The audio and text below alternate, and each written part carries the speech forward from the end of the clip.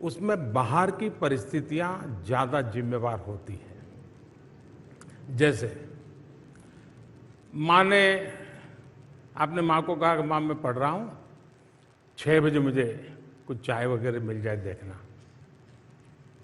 फिर आप पढ़ रहे हैं बड़ी मस्ती से, लेकिन बीच बीच में घड़ी देखते हैं, 6 बजे कि नहीं बजे। तो गड़बड़ वहीं से शुरू होती है। और फिर मां को आने में देर हो गई। वो 15 मिनट अंदर से तूफान खड़ा हो जाता है।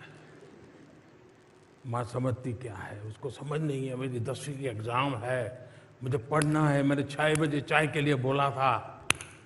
मूड पक्का यही होता है ना। अब सोचने का तरीका दूसरा, ये सब हुआ, लेकिन अगर आपने ये सोचा, अरे मां इतनी मेहनत करती है, मेरी इतनी चिंता करती है, जरूर कुछ हुआ होगा कि मां 6 बजे चाय नहीं ले पाई, तकलीफ में होगी।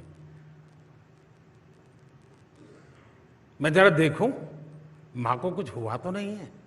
मुझे बताइए, मूड ऑफ होगा कि मूड चार्ज हो जाएगा? क्यों? क्योंकि आपने अपनी अपेक्षा को इतना अपने साथ नहीं जोड़ दिया कि जिसके कारण वो अपेक्षा पूरी न होते ही एकदम से मूड डाउन हो जाता है। अगर हम आदत बना दें, आपने देखा होगा कि हम 5-6 दोस्तों ने कोई खेलने का कार्यक्रम बना दिया, खेलने के लिए जा रहे हैं, लेकिन एक साथी अभी आया नहीं, हम लोगों को जाना है, जल्दी जाना है। आपने देखा होगा कि उन 5 जो पहुंच गए हैं उसमें 2 ऐसे होंगे जो छटपटाएंगे, यार आया नहीं, यार आया नहीं, देखो लेट हो गया, देखो लेट हो गया। उनका दिमाग उसमें। 3 ऐसे होंगे, अरे यार छोड़, आएगा। अपना मन का कैसा हम मैनेजमेंट करते हैं, ये मूड का साथ। जहां तक मोटिवेशन एंड डिमोटिवेशन का सवाल है, जीवन में शायद ही कोई ऐसा व्यक्ति हो जिसको इन चीजों से गुजरना न पड़ता हो। हर किसी को इस दौर से गुजरना ही पड़ता है, बार बार गुजरना पड़ता है। कभी कुछ करने के लिए बहुत मोटिवेटेड होते हैं, कभी एकदम से असफलता मिली तो डिमोटिवेट हो जाते हैं।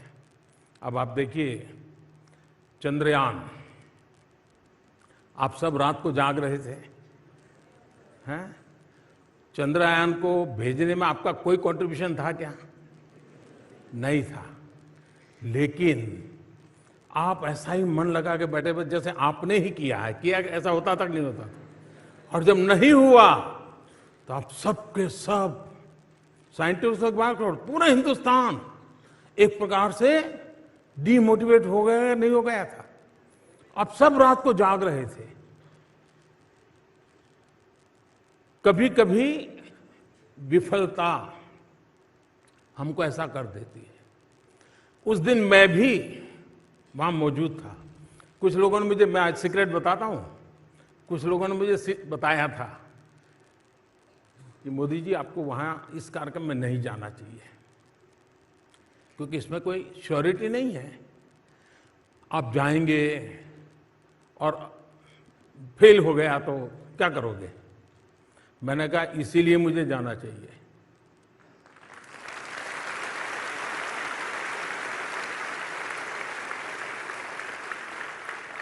और जब लास्ट कुछ मिनट से मैं देख रहा था साइंटिस्टों के चेहरे पर बदलाव दिख रहा है, तनाव दिख रहा है, एक दूसरे की तरफ ऐसे ऐसे देख रहे हैं, तो मैं समझा कुछ अनहोनी, हम साइंटिस्ट तो है नहीं तो पूरा समझ तो आता नहीं था, लेकिन उनके चेहरे से लगा कुछ अनहोनी हो रही है।